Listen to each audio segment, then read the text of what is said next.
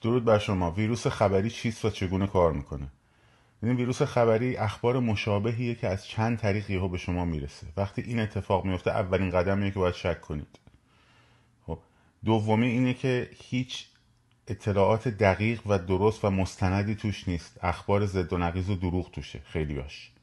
سوم اینه که هیچ ارزش خبری نداره و هدف اینا اینه که در واقع این موارد رو تبدیل به ترند کنن. یه چیز به اصطلاح پشت پرده ای رو میان بیان میکنن به دروغ که شما تحت تاثیر قرار بگیرید، اینو منتشر کنید که این تبدیل بشه به ترند و اخبار تظاهرات و در واقع انقلاب و فراخوان‌ها بره تحت شعاع این قضیه قرار بگیره. نمونه های زیادی هم داریم.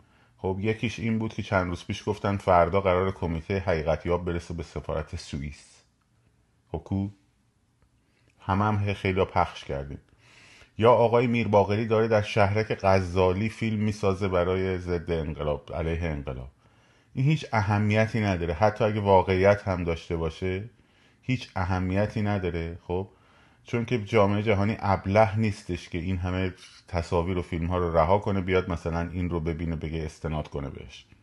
و شما فقط با پخش کردن این خبر دارید اخبار انقلاب رو میبرید زیر در تحت حاشیه، اخبار اعتصابا رو میبرید تحت حاشیه و این چیزیه که دقیقاً همونایی که این اخبار طراحی میکنن میخوان که اتفاق بیفته.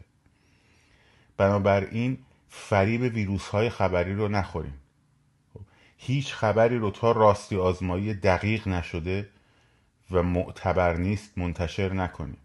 حتی اگر خبری راستی آزمایی و دقیق باشه میخواین منتشر کنید، توازن خبری باید الان به سمت خیابان باشه. یعنی اگه یه خبر فکر میکنین لازمه منتشر شه، خب در کنارش باید 5 تا 10 تا خبر از فراخوان‌های انقلاب پخش کنید. فراخوان‌ها رو هر ساعت یک بار استوری کنید، چون اینجوری الگوریتم‌های اینستاگرام به افراد بیشتری میرسونن حتی اگه استوری‌ها تکراری باشه. نکته بعدی در خصوص بحث در واقع صدای زندانیان سیاسی بودنه. ببینید شما صدای زندانی سیاسی یعنی صدای انقلاب، یعنی صدای کف خیابان. هیچ کس بر نمیداره در جنگ، همونطور که بارها گفتم، دوربین رو بگیره روی کشته های خودش و براشون عزاداری کنه. اگه میخواین صدای زندانیان سیاسی باشید باید اون چیزی که اینها خواستن و به خاطرش زندانی شدن بچه های انقلاب، همون رو ادامه بدید.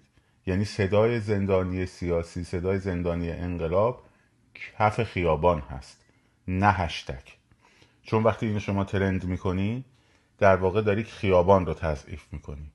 فراموش نکنین خیابان به هیچ وجه تضعیف نشود. شاد و سرفراز و آزاد باشید. پاینده باد ایران. زن، زندگی، آزادی.